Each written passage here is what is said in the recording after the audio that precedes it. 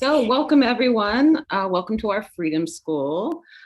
Tonight is a really special night because I'm here with friends, colleagues, and comrades to talk about the New Deal for higher education, which is something that we really, really need. I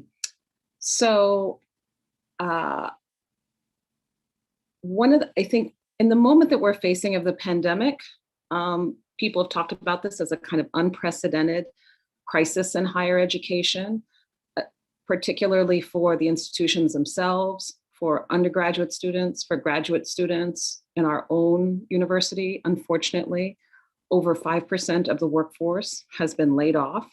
So we're facing this enormous challenge in terms of higher education. However, like so many crises, they also present with opportunities. And I'm just really honored for the group of activists who are here tonight to talk about a new project that they have put together. And I'm also honored to be a participant in it myself. And that is Scholars for a New Deal for Higher Education. At the core of this vision is the expansion of federal funding for institutions of higher education.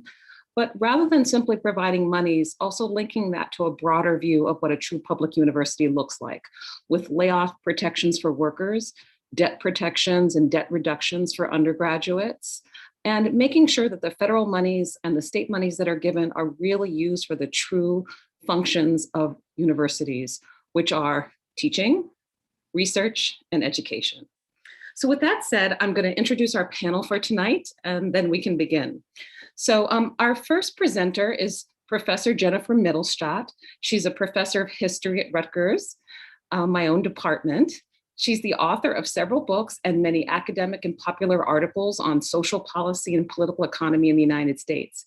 She has been a fellow at the Woodrow Wilson Center, International Center for Scholars, the U.S. Army War College, and the Dorothy and Lewis B. Cullman Center at the New York Public Library. She's the co-founder of Scholars for a New Deal for Higher Education. Our second presenter is Eleni Schirmer. She's a PhD candidate at the University of Wisconsin-Madison in Educational Policy Studies, where she's writing a political biography of Wisconsin's largest teachers union and its unsteady path towards social justice unionism. She's a member of Labor Notes, Public Higher Education Workers, PHEW Network, the Debt Collective, the Teaching Assistants Association, AFT 3220, and she has appeared in The New Yorker, The Nation, Boston Review, and more. And our final presenter today is Richelle Wilson.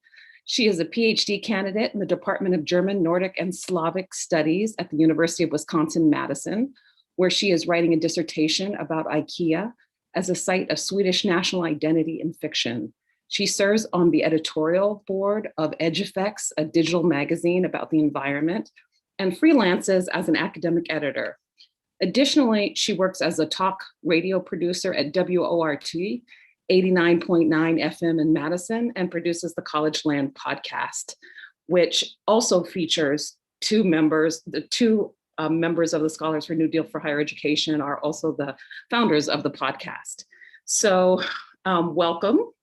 I'm so glad that you're all here tonight. I guess I should also introduce myself. My name is Donna Murch. I teach in the history department at Rutgers, and I'm on the executive council of the union, as well as the co-chair of the People of Color Committee and the Media Committee. So we have a lot to talk about tonight. Why don't we just jump right in? So Jennifer, why don't I start with you? And I'm wondering if you could talk about the ideas that originated the New Deal in higher education. Can you tell us where the idea came from and what it is about this moment that inspired this foray into higher education activism?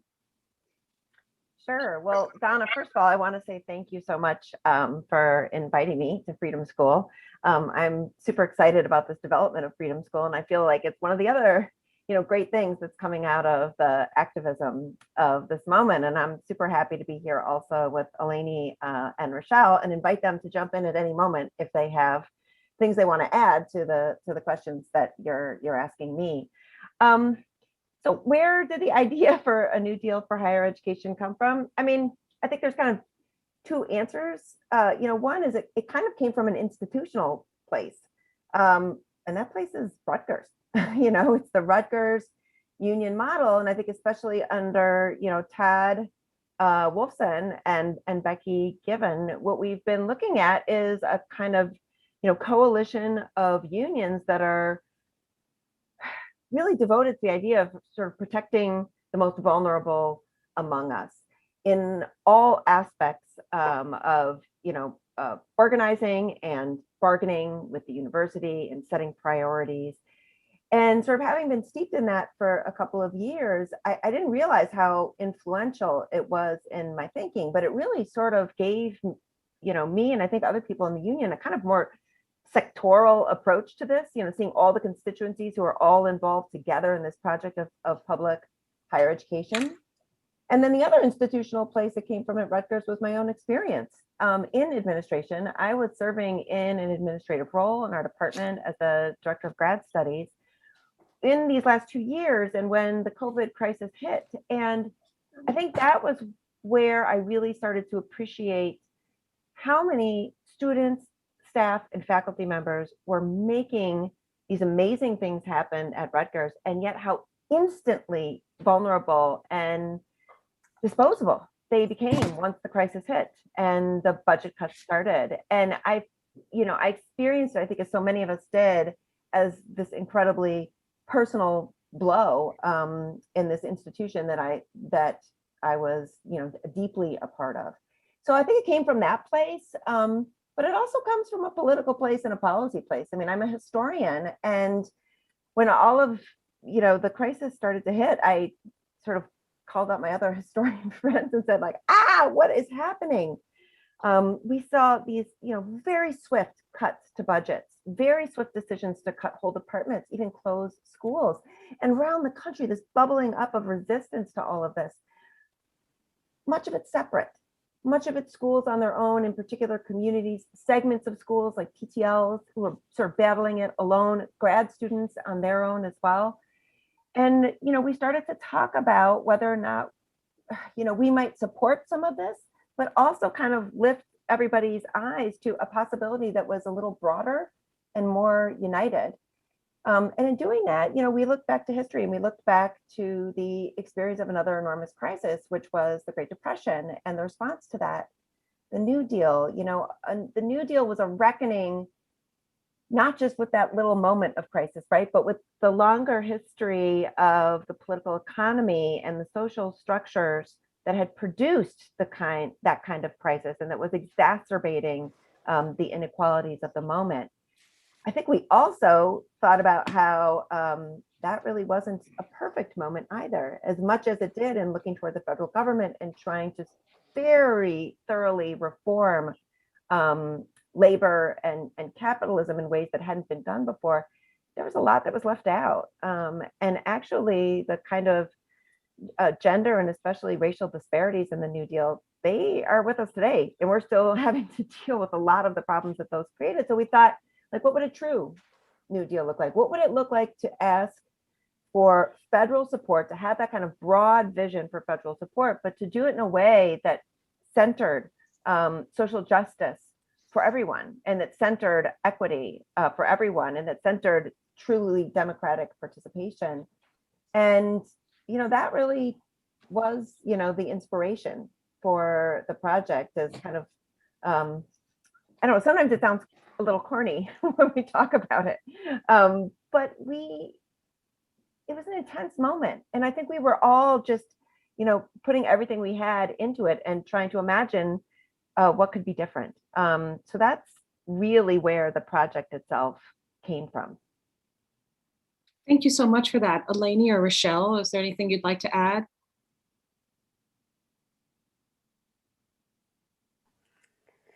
We need it like a decade ago, so we damn well better get it now. That's what I have to say. And I'm thrilled to be part of the effort. Yeah, I think grad students have been advocating for a lot of these policies for a long time. So it's great to see more eyes getting on them and the opportunity to kind of broadcast it out to a bigger audience. Well, I'm so glad you both said that, because that was the other thing that we were looking at, right? So for everybody inside higher education, COVID is a crisis. But COVID was the crisis that just sort of laid bare the death by thousands of cuts that we'd all been suffering for 20 years. And, some constituencies, as you say, like far more than others. So, just in the same way that COVID exposed the disparities in public health, for example, that had been long, brewing, and the disparities in, pay protection and wages across all kinds of sectors. It did so for us in higher education. And so that is, I think, what made now the moment. Like, if not now, when the heck are we going to do this? As Eleni said, it's so far overdue. Yeah, thank you for that. And I think the urgency, particularly of the next 18 months, is so important. We have this razor thin majority in the US Congress. We don't know what's going to happen with the midterm election. So it is urgent in the sense of that it's long needed, but also urgent in that we have this very specific window where we have more opportunities on the federal side. So I just wanted to ask all of you if you can talk specifically about the different elements. I gave a very quick overview and a gloss about the essentially framing and lobbying for federal support. But if you could talk about what it is and kind of lay out the framework for us, and then also talk about what its relationship is to other unions, to faculty associations, and then to also a large number of people that are organizing outside of unions. Well, that's a big question.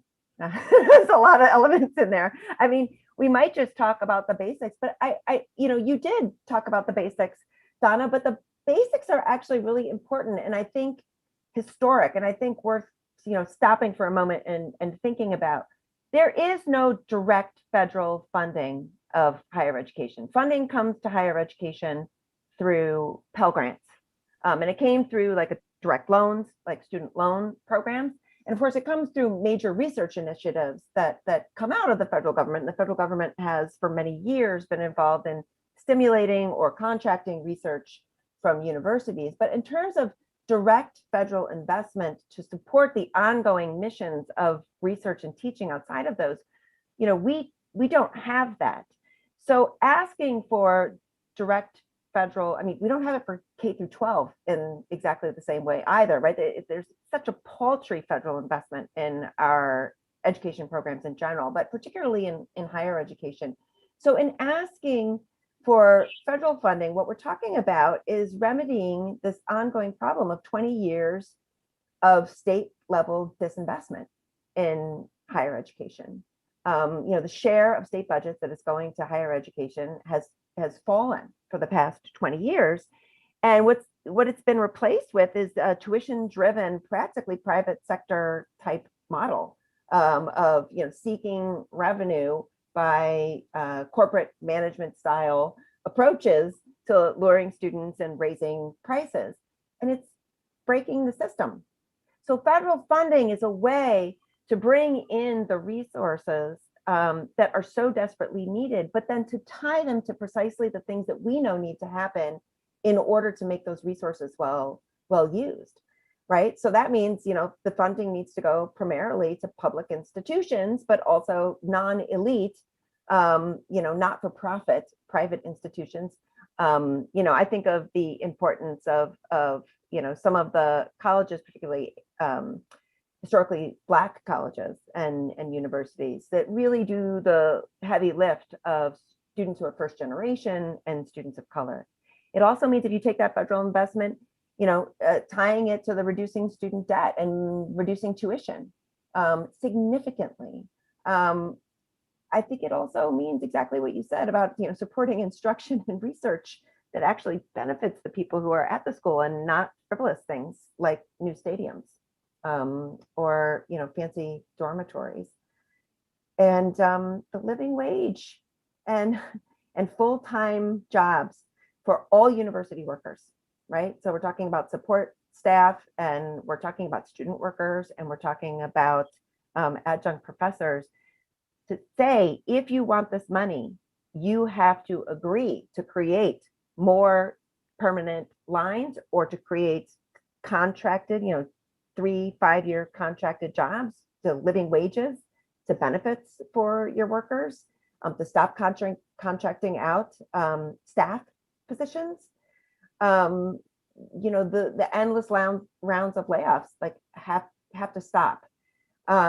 So the federal funding and the ties to it, that really is the heart and soul of what we're looking at, and hoping that it just transforms the priorities in higher education for everybody who's involved. Thank you so much for that. Anything you guys would like to add? Well, I think it's absolutely spot on. And I think, you know, the need for federal funding is the premium, because what we're left with without federal funding is either states to try to hold up the weight of these institutions on their own, which they're not capable of, or the also insidious practice of debt financing. So the issue of student debt is, of course, intensely been, over the past decade, been intensely politicized. But the questions around the debt that institutions themselves carry, I think, is a really important one. And if we don't have federal funding, we will continue to have to rely on debt financing for our institutions, which is basically a form of extraction, where money that could be spent on instructional staff, on supporting students, gets passed off to creditors and financial institutions in terms of interest and fees. And it just doesn't need to happen. Like, it just frankly doesn't need to happen. And in fact, in the last 3 months, we've seen this really interesting thing where part of the COVID recovery measure actually did this incredible move where HBCUs have had all of their debt forgiven. Forgiven isn't the right word, canceled. So millions and millions and millions of dollars of debt has just been written off the books for HBCUs as part of a COVID relief measure, which is fantastic. And it proves the point that this absolutely could and should be happening. And it's not, because we have yet to have our movements demand it as such. So I think the push for federal financing is also a movement against debt financing and this extractive funding model. A question about that, which is, was that under the first or the second CARES Act that this forgiveness took place? It was under the second CARES Act, and it was actually it had attempted to be passed in 2016 by a representative from North Carolina, Alma Adders, the Hat. She had attempted to pass this legislation in 2016, and it didn't pass. And sort of part of the COVID, it was in the second CARES Act, and just that was, I think, finally came through in January of this year, that relief came, which was, I think, very surprising. It was also, I don't know what role this plays in it, but it was also just a few weeks after Melinda Gates made this sort of very, wrote a big check for HBCUs too. So I don't know if and how those things were related, but it's an interesting case that I think we should take as a win we didn't fight for, but one that we should all be pushing for harder. It's incredibly important. I'm surprised that I've missed it, and I watch for these things and I didn't know. So that's, this is such an important precedent. We are hearing about so many battles are being lost, and this is a major battle that's being won. And we want to make sure that we feel the joy from that and then figure out how to use it. Richelle, did you have something you wanted to add? Well, I was just going to talk a little bit, if you're ready, about the podcast kind of connection to the New Deal for Higher Education. I'm kind of standing in for the co-hosts who are both actively involved in Scholars for a New Deal for Higher Education. So Nan Enstad is a professor of history here at the University of Wisconsin-Madison, and co-host Lisa Levenstein, who's at the University of North Carolina at Greensboro. So both public institutions, both of them are very activated in these issues. I think their idea for the podcast may have honestly kind of predated all of this coming together to fruition, but it ended up being this perfect timing where in the middle of this COVID summer, kind of we all got together and came up with this idea of how to give a face to this movement, how to tell these stories. I have lobbied with the National Humanities Alliance on, in Congress before, And it's all about kind of putting a face and giving a story for these politicians to sort of understand what's really going on. I'm also first gen and maybe only gen. Like there's not many other people in my family who have gone to college, even in my generation. And so I'm kind of the stand-in for like, what do people think of higher education when maybe they haven't been exposed to it? And these issues can seem very boutique and elite. And I run into this problem a lot working in local media as well. Even our very kind of leftist progressive radio station, WORT, where I work, often the hosts are uninterested in covering campus issues because they feel it is not, it's just too elite for them to cover or to care. So I think part of what the podcast is doing, Collegeland, we're trying to bring these stories to the public in a way that folks can understand, in a way that they can kind of appreciate and see what's going on, but also just show how many working class folks are on campuses right now, how many jobs are on campuses that are, cafeteria workers, housekeepers, there's all these roles and things that happen on university campuses that are often unseen and unthought of, especially in these culture wars that sort of try to paint campus as this especially elite ivory tower space. So that's kind of one of the goals of the podcast, is to just bring these human stories to the movement. Thank you so much for saying that, Richelle. I agree with you 100% in multiple ways. And I think one of the big battles in doing higher education activism is that it's a larger problem in the United States, that we imagine the United States through the representations of its elites. Very recently, there was an article in the Washington Post that many of us debated and tore apart in Remaking Higher Education Facebook group. And it was basically arguing that you had a huge increase in applications to elite schools. They've gone up exponentially. And at the same time, you were seeing a drop. The way they described it was elite versus non-elite. At non-elite schools, you saw a drop. And so they were comparing it to Cal Poly Pomona. And what was so frustrating about this is, once again, they were using the lens of elite meritocracy versus, substandard institution, but the things that they were talking about were largely private versus public. But again, using a tiny percentage of people attend these elite private schools, and yet it often becomes a stand-in for what the college experience is like. And what we really know about the social context for education is that the majority of people that attend college do not even have residential experiences. Most people do live at home. Rutgers is not an anomaly. That most students are debt financing their education, and that a community college is infinitely more representative of the higher education experience than Cornell, which was used in this article. So I do think it's a larger problem in the United States about the kind of, Richard Hofstadter problem about the projection of elites as the representative. And I do think that the kind of activism that you're engaging in, it allows us to take a hard look at these institutions, which are core economic drivers and are major places of low wage employment. So I think that it's crucial to do this, and also just the enormous struggles of our students. So thank you so much for framing that. And I'll also say, as someone who grew up in Western Pennsylvania, colleges, we had a lot of non-elite private schools, as well as one of the campuses of Penn State. And one of the very important roles that those schools played is that they did do community service. They were center places for the arts. They're places where you went to hear lectures. They're places that really were crucial, both the non-elite privates and the publics, they're crucial. And one of the things that worries me most about this crisis is that if schools end up shutting down, it is going to leave so many communities, especially in rural areas, without those multitude of services, not just their economic and research services, but then they're also just the services of building community and building kind of platforms for discussion and political engagement that they're essential to. And I think this anti-elite sort of right-wing illiberal discourse about the university is, I think it's a political choice. So I want to talk about debt. So Eleni has already raised this issue. Debt is, of course, crucial for talking about the moment that we're in more broadly. When people talk about neoliberalism, Fran Fox Pippin once said to me, when you talk about neoliberalism, you talk about debt.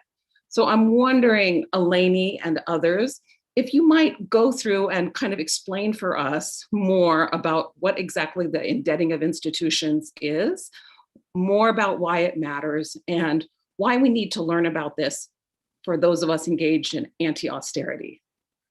Absolutely. So basically, we've come to this situation, as Jennifer laid out earlier, is that we've come to this situation where absent state and certainly federal financing for universities, universities have to turn to debt, to taking out. Usually, most universities, the instrument of debt is to issue bonds through either the state or local government.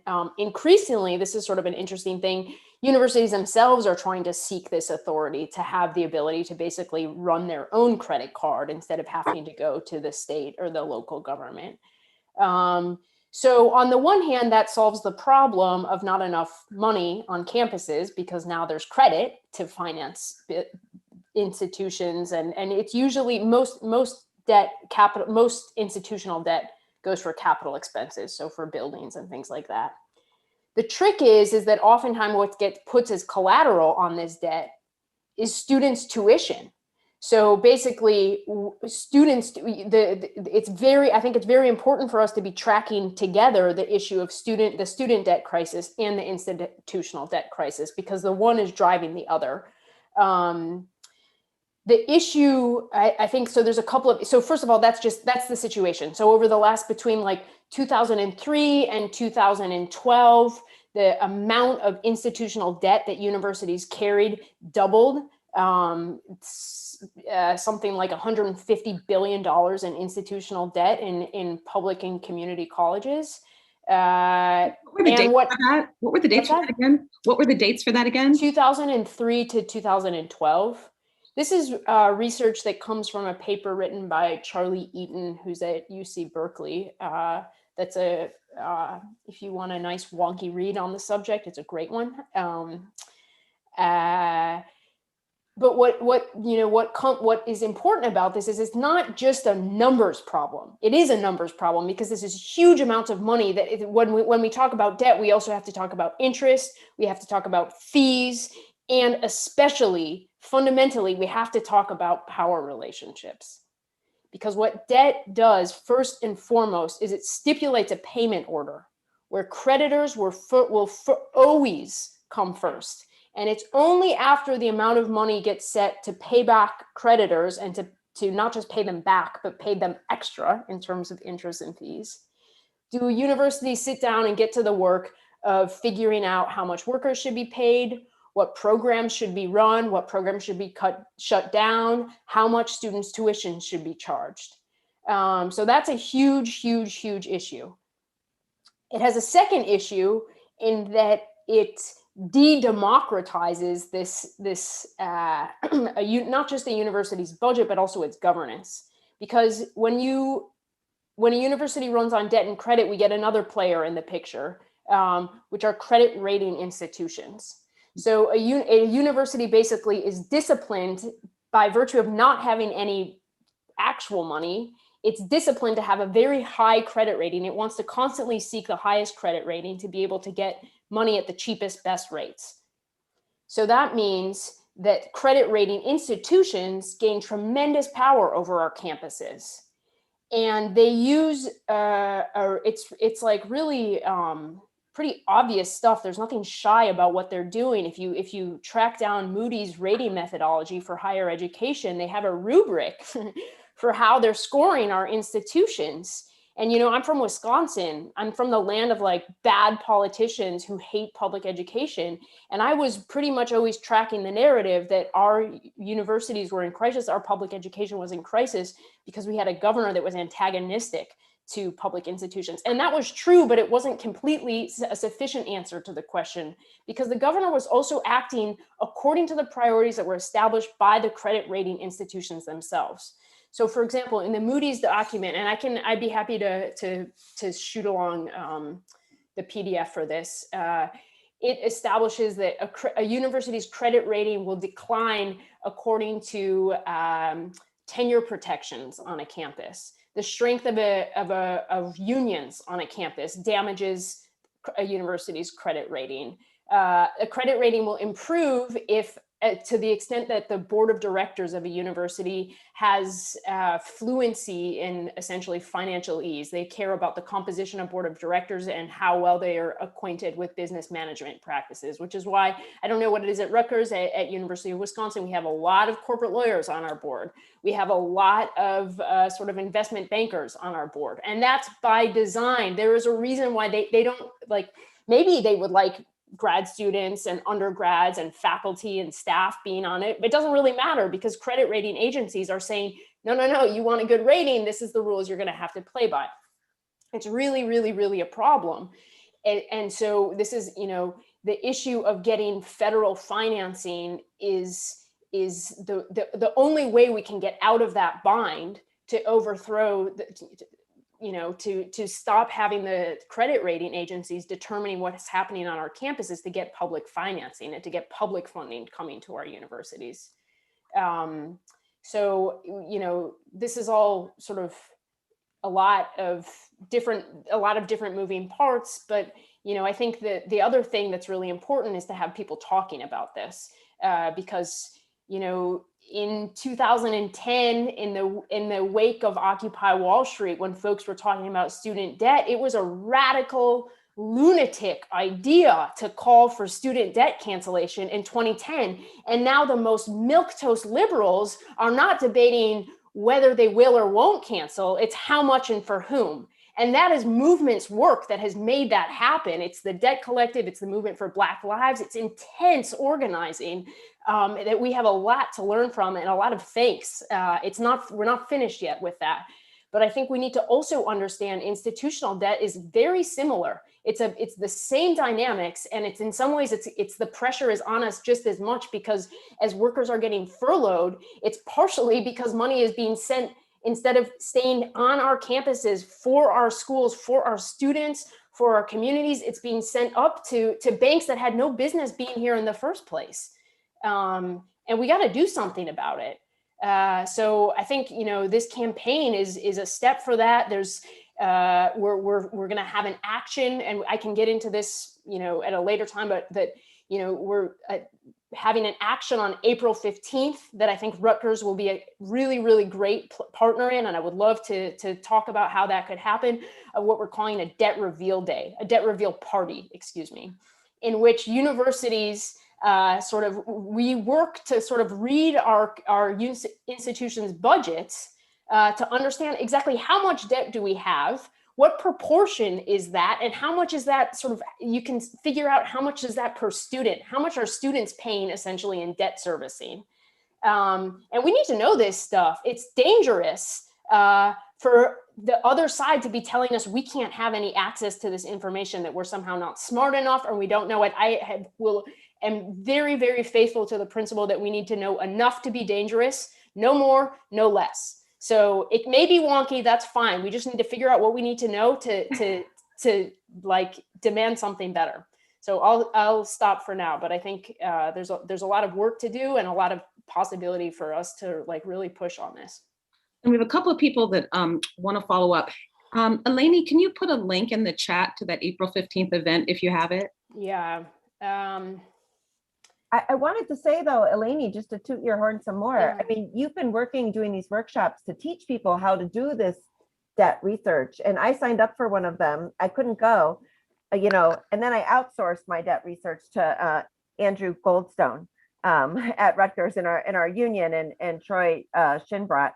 And we, just for us here tonight, Andrew and Troy looked into it. Basically, the debt service at Rutgers is 4% of expenses, and it's an enormous allocation, right? So it says the actuals are in the $174 million range, right? The other thing that Andrew pointed out is precisely what Eleni said, is that, and I can just quote Andrew on this, what he wrote to me was, I guess we could also say that the unrestricted reserves at Rutgers are being treated as a precious hoard because the university wants to maintain its credit rating, right? So this to me was revelatory. And, I think Eleni, you had this training maybe in like December or something like this, and you were doing it with different people around the country, but it did precisely sort of what you were saying, which is I had assumed that the reason why they wouldn't touch their rainy day fund is just sort of out of like a political and business principles that they didn't want to give more to the unions and always cut when you could. I didn't understand that it was connected to a credit rating, and that was really what was driving so much of the budget process. So I feel like this is, this is going in right where it's going to be most painful and where the fight is going to be most vicious. To really go to the sources of power behind, what is really structuring the budget and setting up these priorities. It's really like we are going to be poking right at the jugular of this beast to look at how debt finances institutions, and we are not alone in poking at that. I mean, we have comrades and teachers, frankly, in Puerto Rico who have been suffering this. I mean, this is we're seeing it in institutions, but this model has been well practiced for sovereign nations across the global South, and the movements to counter it has also been very developed. So I think we actually have a lot of education to work. University of Puerto Rico has a lot of teachers there.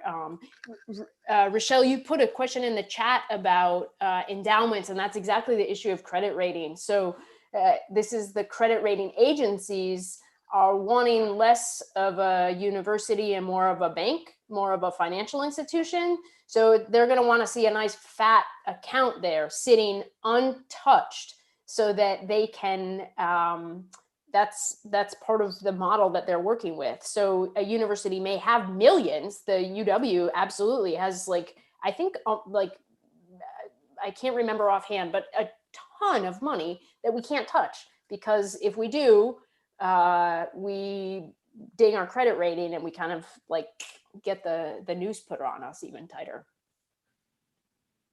Yeah, thank you so much for that. The point that Jennifer made was I was literally about to make it. I was having the revelation actually in this meeting, because with our constant fight, the union, every time you see a union meeting, we talk about the unrestricted reserves and the shocking fact that the unrestricted reserves have grown in the past year. So while we are literally in arbitration for a fiscal emergency, the unrestricted reserves have grown.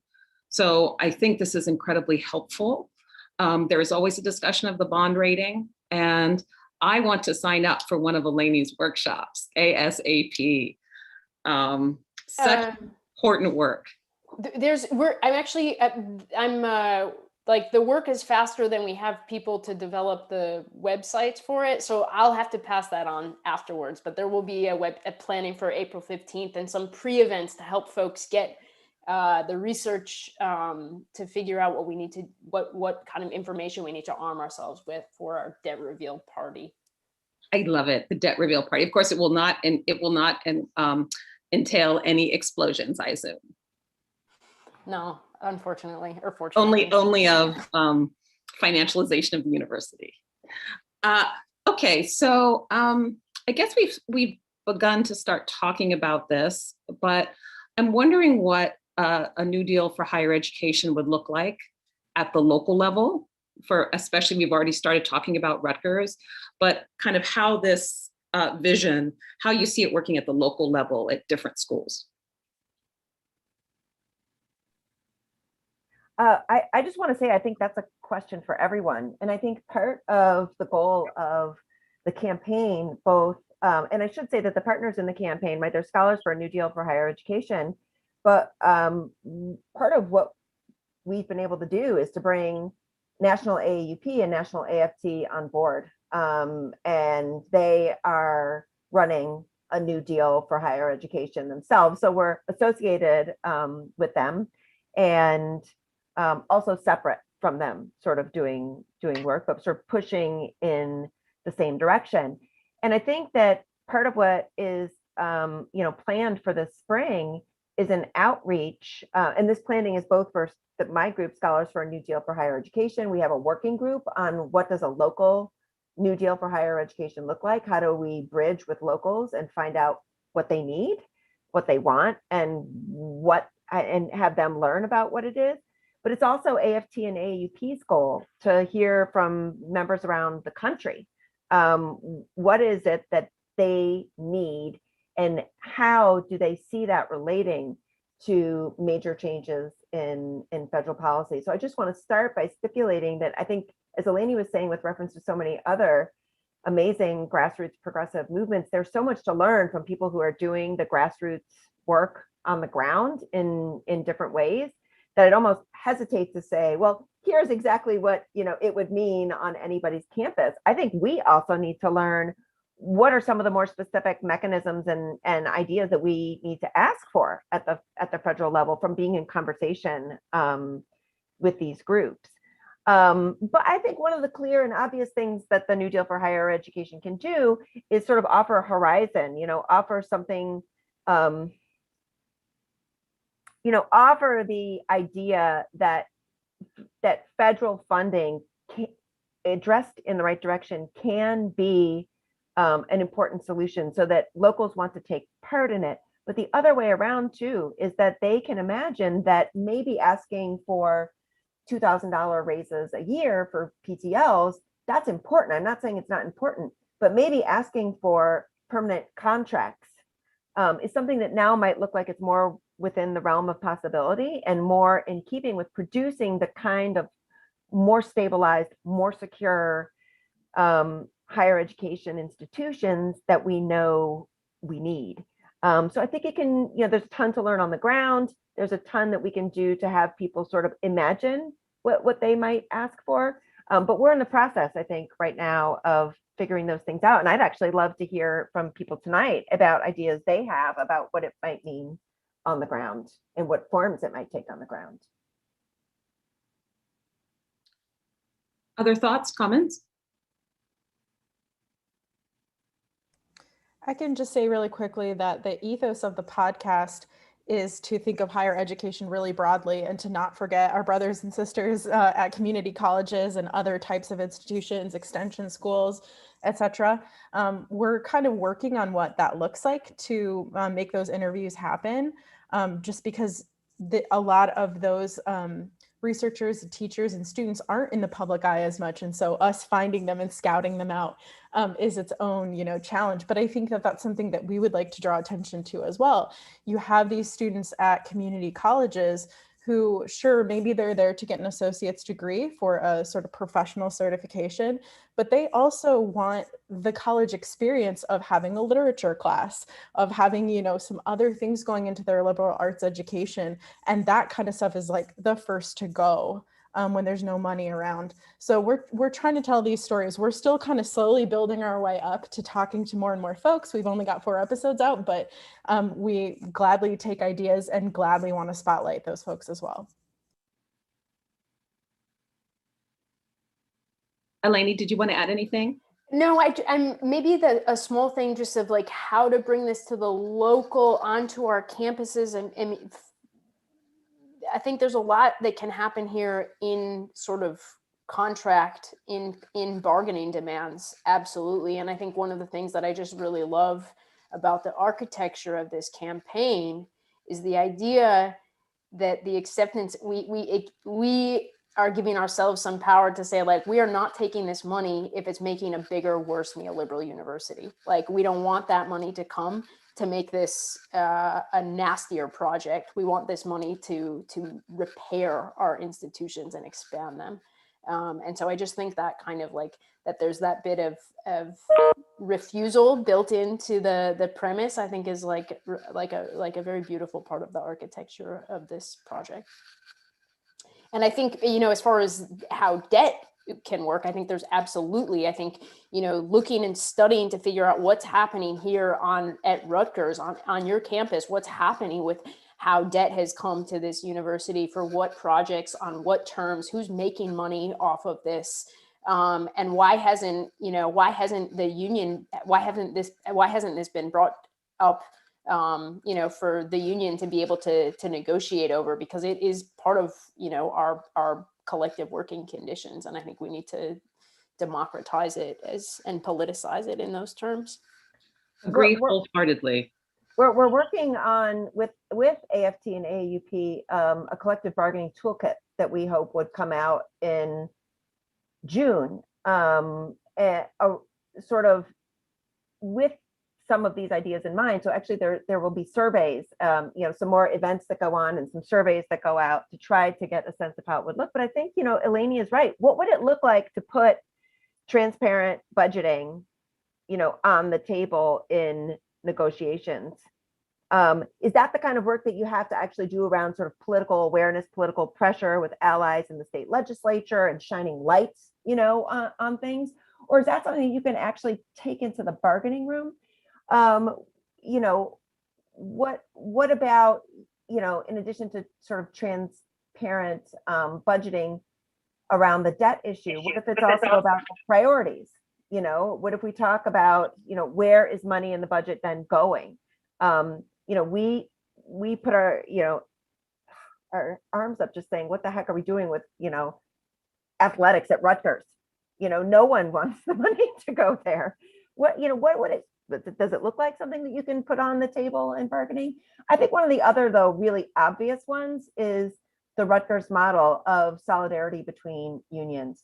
And I think that bringing together different groups on campus in alliance in confronting administrations, boards of governors about these issues is really an obvious thing that the New Deal for Higher Education suggests at the local level to bring staff, graduate student workers, PTLs, faculty, medical, all within the same group, working together. That seems like an obvious piece of a local application of a New Deal for higher education, a sectoral approach. Eleni, yes. Can I add one thing to that? I think what you were saying, Jennifer, just made me think that some things that we've been talking about, this making ourselves aware of the role of debt on our campus and how it's the mechanism of the austerity politics that we're being crushed with is one part. So first we need to gain awareness, and then it's figuring out how do we challenge this. And one of the things that I think we should be putting in our minds to figure out how to build for locally and nationally is a campaign that would call to what we talk about in my circles, flipping the covenants. So if private financiers want to come into the education game, that's fine. Get to the back of the line. Workers first, students first, community first, and then we figure out what's left over, which cut the creditors get. Of course, if the financial system were to be arranged that way, they would not want any business in the game. They'd get out and we could get what we wanted, which is public funding. But I think to call attention to the way that they get the first cut, in some cases in Massachusetts, the creditors, they have the legal right to quote unquote intercept funds of the budget, to basically take budget funds to pay back debt servicing payments, which is just like wild. That's wild. And I think we gotta call for a major rehaul of that order of operations and flip the covenants. Thank you for that. At the beginning of this month, we had a whole session on budgeting, why R as in the Rutgers R, budget matters. And at the time I talked about this as being the second half of the discussion, and it is like the perfect response, because we ended up talking about responsibility-centered management and how we're having the apportioning of debt. So, we teach in a building that's over 100 years old, and yet we have to pay rent on it because it's the apportioning of the debt. So I think you've done such an important job of talking to us about this. And also one of the really crucial points that Felicia Kornblue made from the University of Vermont is that often when we raise these issues, we're told that we don't understand the larger issues involved, that this is a kind of complex technocratic puzzle and that we simply don't know. And she said very forcefully, these are not questions of technocracy, these are questions of power and governance. And so this, figuring out how to render this debt visible and the financialization of the university visible, and then how to mobilize around it, I think is absolutely crucial. So we're almost at the hour mark. I did have a question I wanted to ask, but I'm going to hold off a little bit because there are a bunch of other people that want to ask questions. So why don't we open it up? If you'd like to ask a question, please put it in the chat and then we'll spotlight you so that you can actually ask the question yourself. Our first question is from Carlos.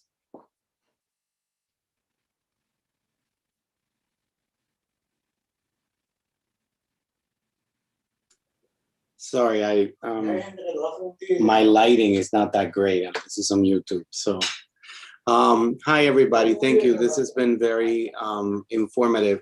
I think my question may have been answered by some of the commentary that has been transpiring in the last 20 minutes or so. But I'm very curious about something seems to have happened, and I'm not too sure if perhaps it always was like this when hold on, let me close it.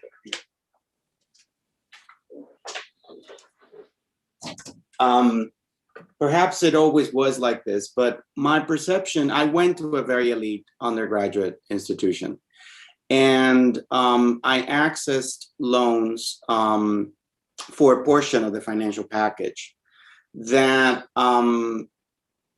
you know, it was sizable, but it was not what it was for doctors. At the time, we're talking the early 90s here, so I'm kind of dating myself.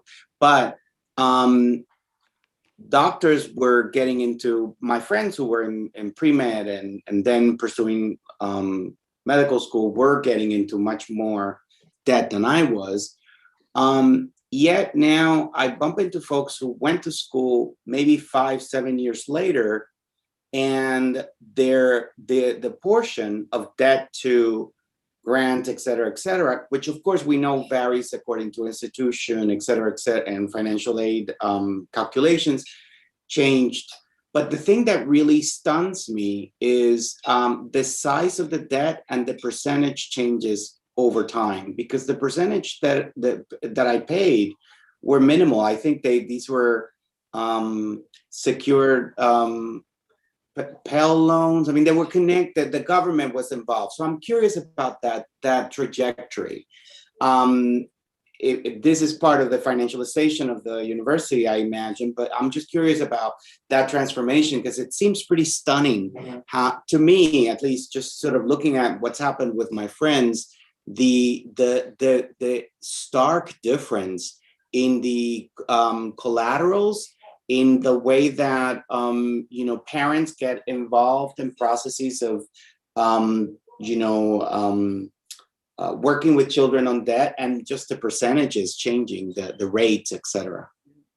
I think there was another question. Alan, did you want to ask it? You had a similar question that intersects with this. No, I had just texted you Carlos's question in the chat. Sorry. Oh, okay. Thank you. I did that by mistake.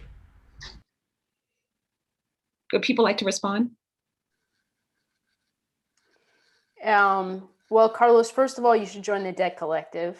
And second of all, this is part of a big, I think, you know, the story of part of what your question is, if I'm understanding it correctly, is why has debt gone up so much? And college education has risen something like 103%, and the cost of living has increased, like wages have gone up like 14%. So we have this huge inflation. Why that is I think, as the specific pivot that you're talking about in the 1990s, I'm not super versed in, but it's basically, you know, declining state investment, and maybe Jennifer can speak to this better, and an ideology that has basically said students should pay for education, and debt is actually part of the education we're hoping students will get. We want debt is my colleague and teacher Jason Wozniak has a beautiful thinking on the sort of the pedagogy of debt and the miseducation that debt gives us. But that's, you know, part of the project too. I will say that Melinda Cooper has a really great, if you're interested in this, she has a really great chapter on sort of the history of how did college go from something you could essentially pay for on a summer job to something that is now dischargeable neither by bankruptcy nor death. And it's like she kind of charts out a lot of the ideology behind that transition, if you're interested. I'll just say that, Carlos, like you, I was a beneficiary of the lower interest loans. There was a direct federal loan program in the mid 1990s that allowed borrowing directly from the federal government without a middleman at lower rates, and it's gone. And they raised the rates again. But I think that one of the, it's actually over the past 20 years, I think it's a 200% increase on average in tuition costs. So you can just see how much that's gone up.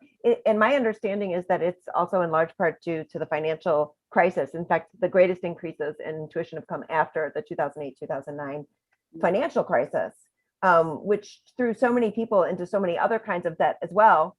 And then including universities, and they raised prices of tuition. That was part of the way that they got over that. And people who are already in more precarious positions were then borrowing more to be able to do the same thing that they had been doing. So there's been a massive increase in debt as a result of those convergences.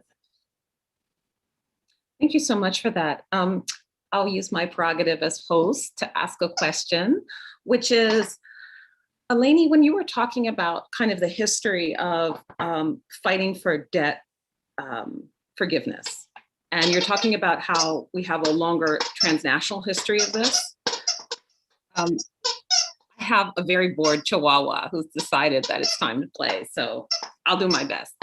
This always happens after I've been on Zoom for more than an hour.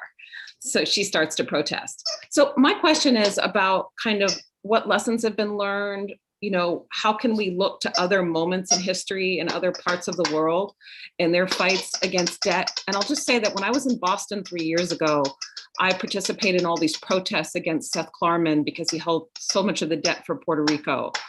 And so we were staging public protests outside his house and then also outside his office. And I'm just wondering, what might these protests look like? What are the tools that we have available to us? That's Any great. thoughts? Yeah, that's a great question. I mean, I think it's a lot of the same tools that we would use in our work as unionists for other campaigns, which, I guess I'll say that the University of Puerto Rico, when their university was threatened to be essentially shut down because of the creditors decided they were done playing that game, the students went on strike, and they were on strike for like weeks. And part of what I think they did in that process was that, and I think this is, this isn't, I'm sure, new to many of the folks on this call, but there's a certain education that happens by virtue of these movements. So by, did the University of Puerto Rico strike stop debt financing as an apparatus for austerity politics? No, but it educated people and it helped people come to demand something, an alternative. And I think that is like a technique that is so fundamental to our project. And what Jennifer was saying earlier about what we need, one of our tasks is to be pushing the horizons back. And so I think, organizing, I guess I come from the school that puts a lot of pragmatic value in impossible demands. And I think that working for those is an important part of what we can do, even if it doesn't seem like the immediate win is within our grasp.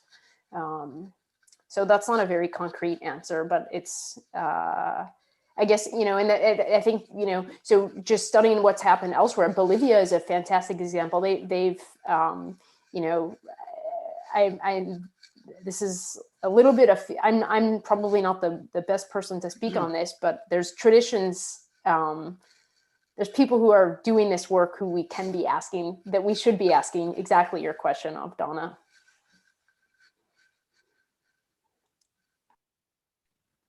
Sorry, turn down the sound in order to block out the sound, the noises that Lucy is making. I think Sherry is next.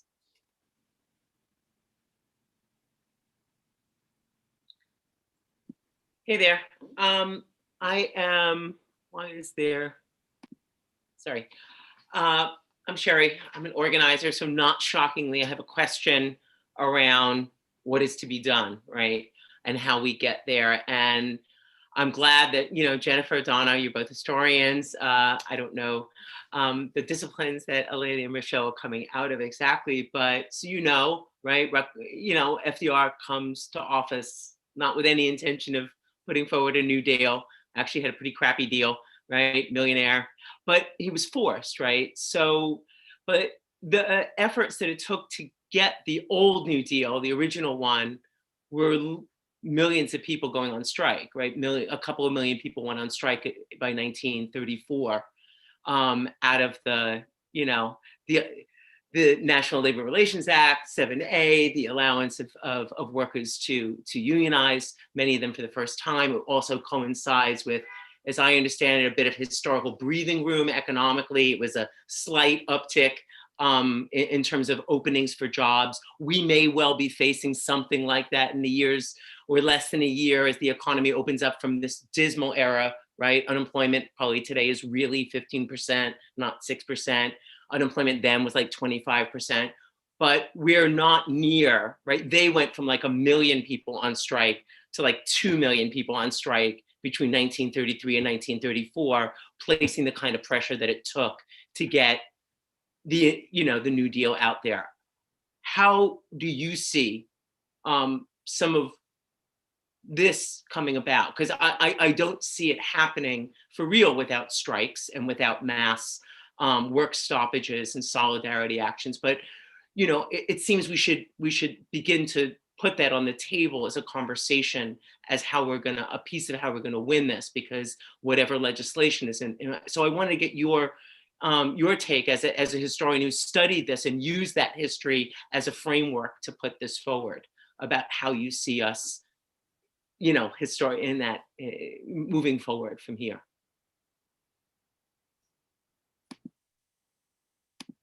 I'm unmuted. Okay.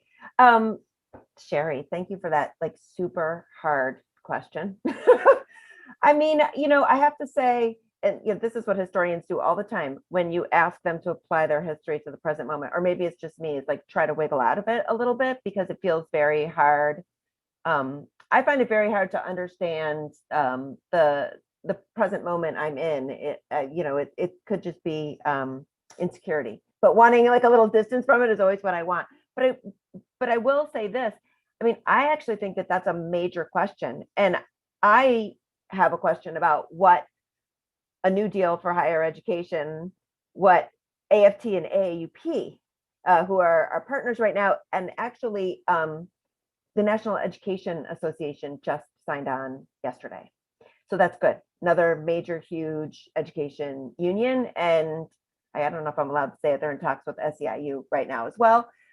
But what does it look like on the one hand to be organizing around sort of political policy reform, sort of self and political education among collective bargaining units, maybe organizing and getting more people into unions, right, who are not currently in unions. But what is the difference then? What difference does this make? What do we have to say to not just collective bargaining on the ground, but the kinds of actions that you're talking about? I mean, I feel like that's a very good question for us right now. I feel that in large part, like it is almost always, it's probably driven by locals, right? It's probably driven by the local needs, the local and regional understandings of what's happening. I mean, I think right now on the East Coast in the tri-state area, the powerhouse unions that are probably thinking this through in education anyway are PSC CUNY and Rutgers. Temple maybe to a lesser degree, but there are, I mean, I think that these conversations can and should happen. I mean, I'd be interested to see what you think, for example, about where withholding work, where strikes come in to this kind of vision.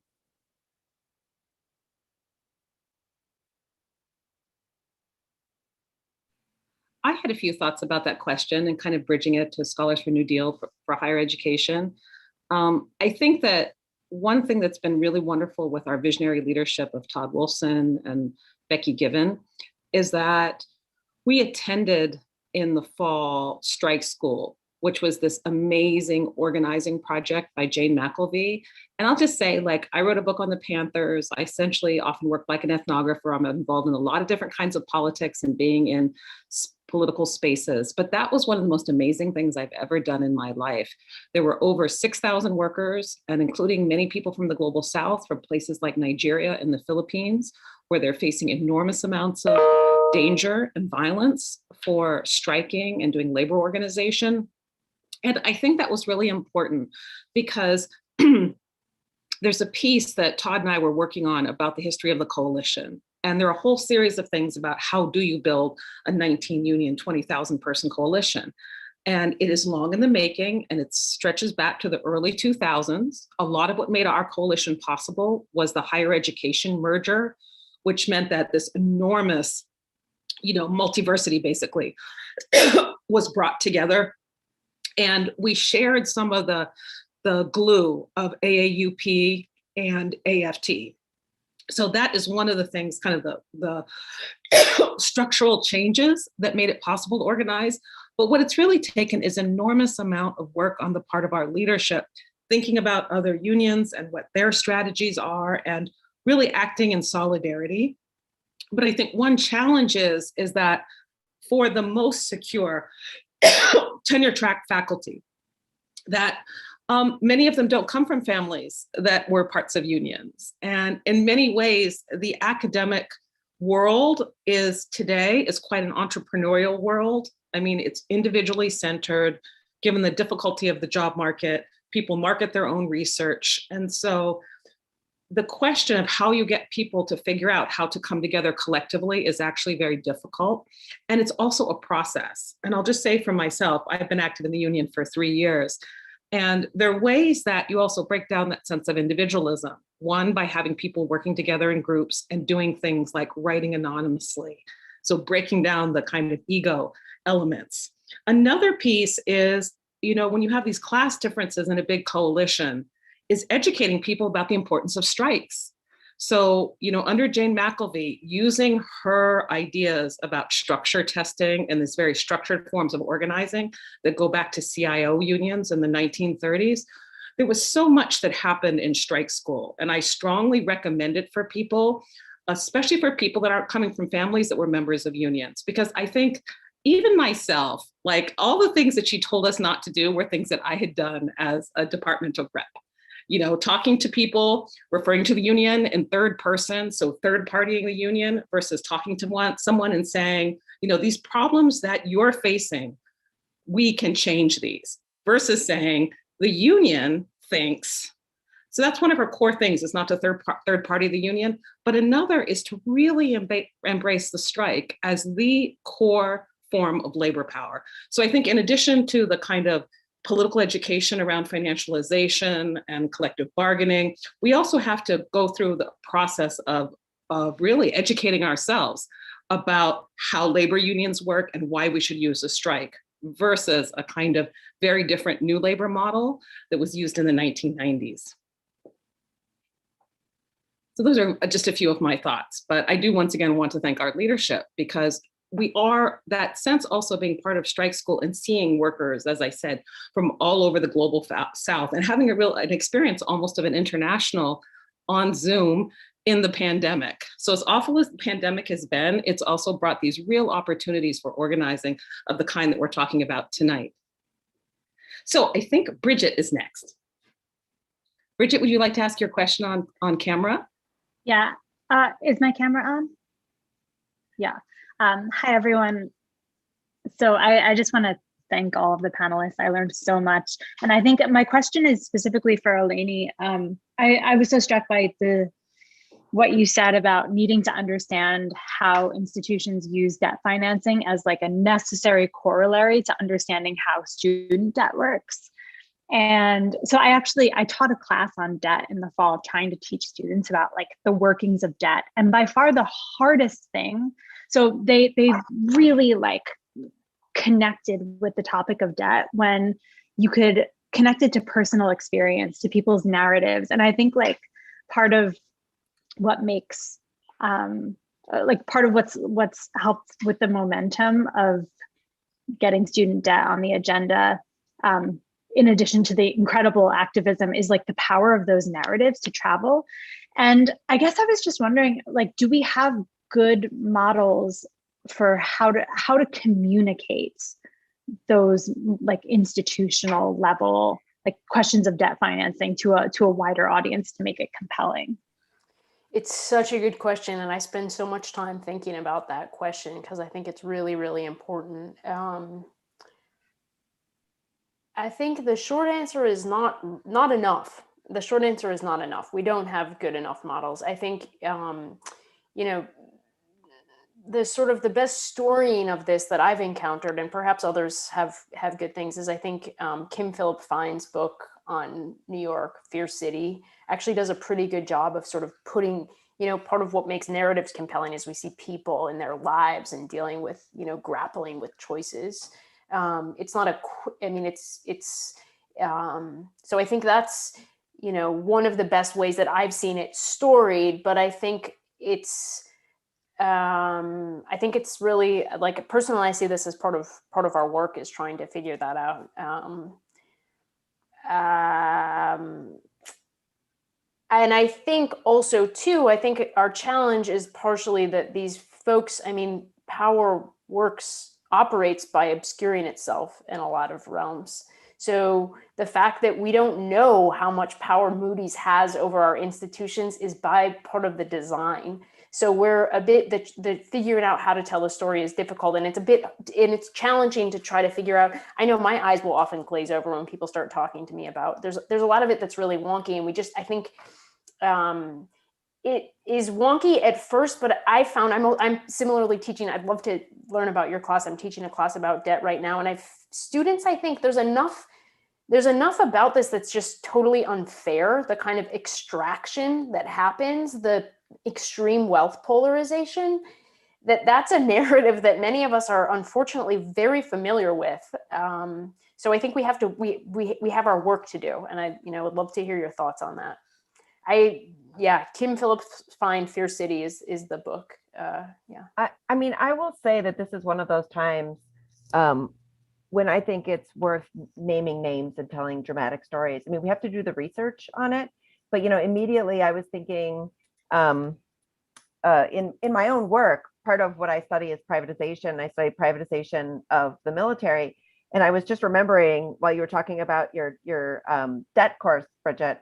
The headline I saw of a Barron's magazine in 1993 that said the next big market for, I think it said investment banking. It did not say venture capital or anything like that. And it said government, and that was the market. And I think, sort of finding those moments, naming the names, naming the firms, telling, in the field that I'm in, the privatization of the military, we name names. The firms, we know the people who enabled it, in the government and elected officials.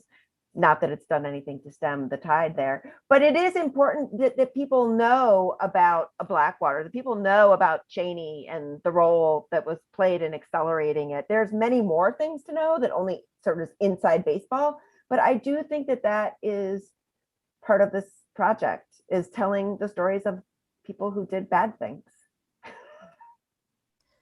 Yeah, I was just going to chime in just to say this is the exact kind of thing the podcast is interested in, and I won't pretend like we've cracked the case, but I do think that something like podcasting is a space where we see that people are actually kind of hungry to hear these stories. Investigative reporting podcasts that kind of get in the weeds are strangely, popular, and they can really take off.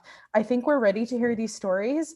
I think after the 2008, 2009 financial crisis, we already are seeing those narratives kind of spilling out. The Big Short probably being the most popular of those. But I think and COVID has gotten enormous sums of money before our eyeballs every day. We're hearing about $1 trillion, $2 trillion. We're hearing about hundreds of billions of dollars. We're hearing about billionaires, and we're getting outraged. I think we're ready for the stories. That's what I would say. Can I jump in really quickly? I absolutely, and Richelle, I'm so glad that you're doing that podcast. And it's so important. I think you're right. It's so great, Bridget, your question of can we have stories about this? And then to have Richelle being we got the platform is perfect. what I was going to say was, to Jennifer's point of calling out names, and also a bit to Donna's question of like, where do we have teachers in this? Actually, the constant labor teachers, the CTU, the Chicago Teachers Union, it's a slightly different model, but debt financing is also plagues K-12 institutions as well. And they got to work trying to track down some information about their debt, and was able to figure out some of the banks that were underwriting the debt that Chicago public schools held were the same banks that were in charge, that were like rendering Chicago students homeless by waves and waves of housing foreclosures, closings, housing foreclosures. And making that link enabled the CTU to develop a campaign to basically say, we want CPS to stop doing business with these banks because these banks are making our students homeless. Which is a really, I mean, it has the function of giving a bit more narrative hook to the problem, but the even better function of like actually a really powerful pivot in a struggle for justice. Thank you so much for that, Eleni. And it fits very well with, you know, our union is absolutely inspired by CTU and UTLA and the teacher strikes, and specifically by the union strategy, bargaining for the common good, which was a way of thinking about how workers are also community members, and using the workplace as a way, stepping away from bread and butter unionism and using the workplace collective bargaining as a way to fight for these sort of, really the expansion of public infrastructure, getting a nurse in every school, getting a counselor in every school, and now also fighting around the building of affordable public housing as an issue for its workers, inseparable from their role in community. Okay, I think we have another question from Alan, and then after that, Carlos. So that's exactly what I wanted to ask about. Excuse me. Really, which is that question of engagement with the community, because it's something that I've really been struck by coming to Rutgers AAUP-AFT. You know, is the effort that's made there and the stress that's put on it, which is in all the best traditions of, you know, bargaining for the common good unions like the CTU, but all the best traditions of the labor movement, really, as I've learned them. And it seems like that engagement, like, has the possibility of building an audience and building a force around a new deal that makes it, you know, that can then overflow into a broader social justice movement. So I'm just wondering what you envision, you know, a new deal for higher education. What pivot points are there to connect, you know, campus with community? Because there's obvious ways in which they, you know, historically are pitted against each other, become rivals because of the actions of administration. You know, and there's a lot of there can be hostility built, especially because of that. So I'm just curious about that.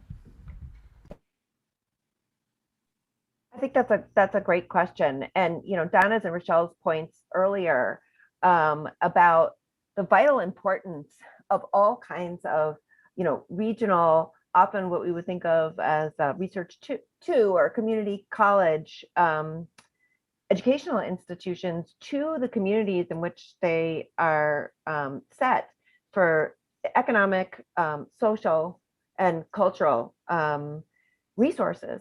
It's vitally important, and I think it's one of the things that we are trying to center in some of the ways that we talk about it. So we wrote a paper with the Roosevelt Institute that's sort of like a more wonky policy paper. But one of the things that it's really keen to point out is precisely the reach that higher education has. I mean, it's so astonishing when you think about the portrayal of higher education as like this small elite. You know, public institutions alone educate over 19 million people every year. You know, if you include people who are whose work is based on, right, contracted with universities, you know, in sort of the local regions, and direct employees, you're looking at, you know, upwards of 5 to 6 million people who are employed in the industry across the country. Over $1 trillion contributed to the economy every year. I wouldn't pretend to know how they came up with that number. But you know, the thing is, it's you're right, Alan. It's like it's everywhere. And actually, I think there are real tensions in many communities, but there are also many points of real, interpenetration. And probably it's those points of interpenetration and reliance are even stronger at colleges and universities that are not research ones, like flagships, and are not, more elite, but where they're really part of the fabric. They're where people who work there, their kids go to school there, hopefully, or their kids aspire to go to school there. People who work there benefit from the ag extension programs, or, from the other kinds of health extension programs that are going on.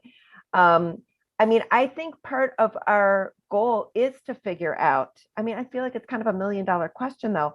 How do you engage with people on those grounds? Right now, I have to say that the actual movement with the AFT and AAUP is very focused on unions, but also other progressive organizations that are organizing, for example, around debt, and like the Debt Collective.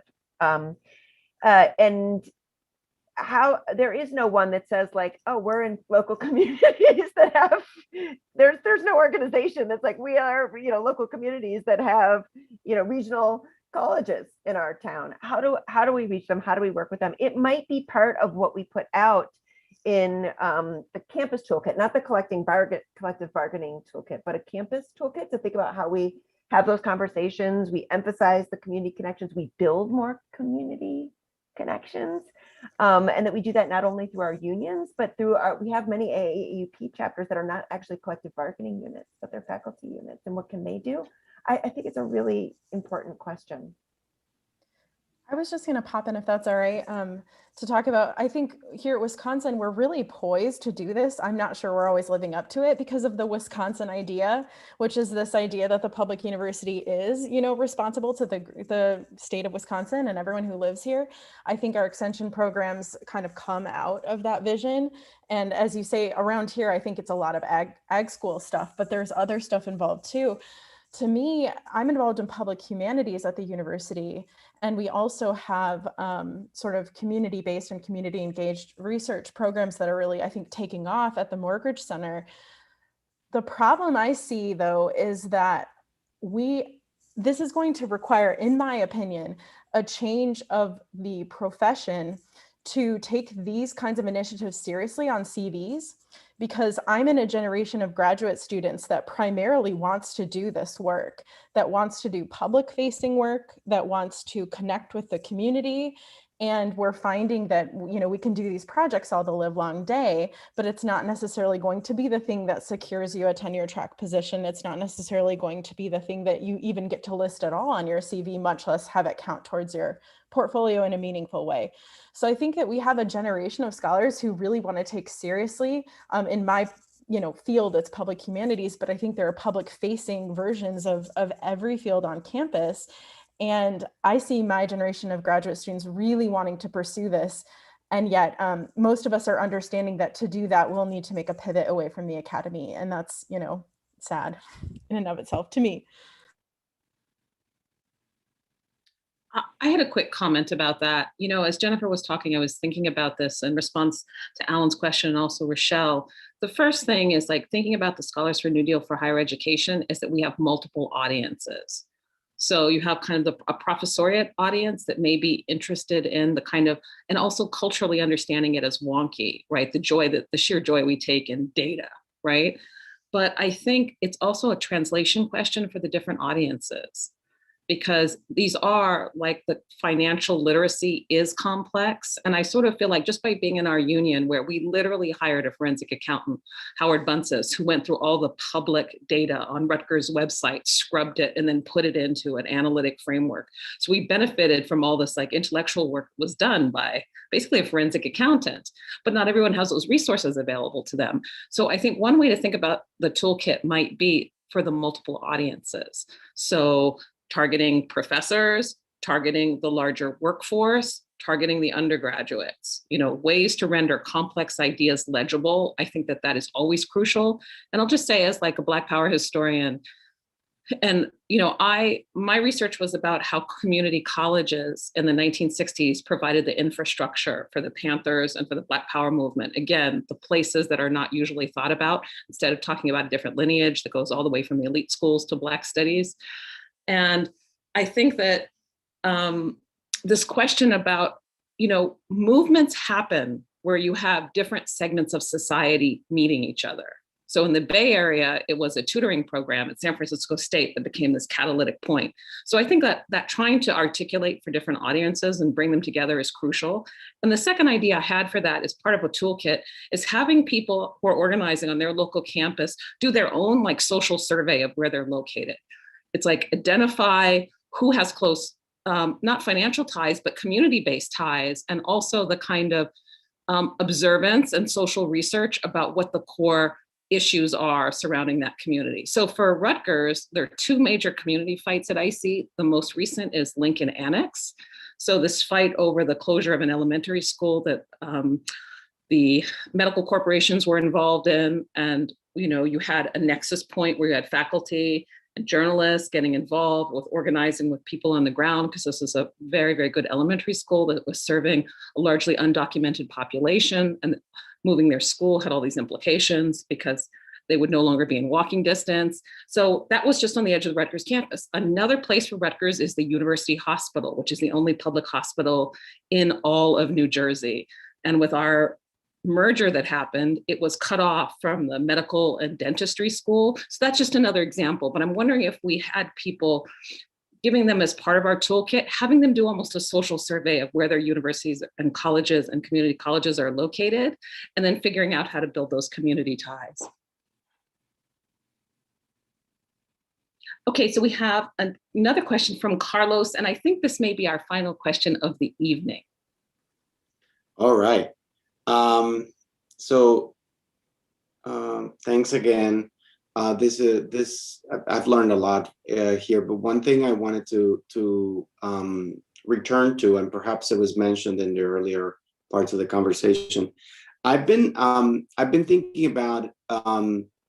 I got things mixed up because I started thinking about the Green New Deal, but then for a moment I realized that what I was really trying to think about was the kind of conceptual work that was done around healthcare as a right in relationship to the notion of education as a right, and how conceptually there may be some utility to think of it that way. Of course, there are limitations to that kind of analogizing, and for reasons that a few of you have pointed out, there is a way of reading college higher ed or a view of it as sort of the elite few, when in fact there's so much of it. It's so much more broadly available and potentially democratizing than it has the reputation for being.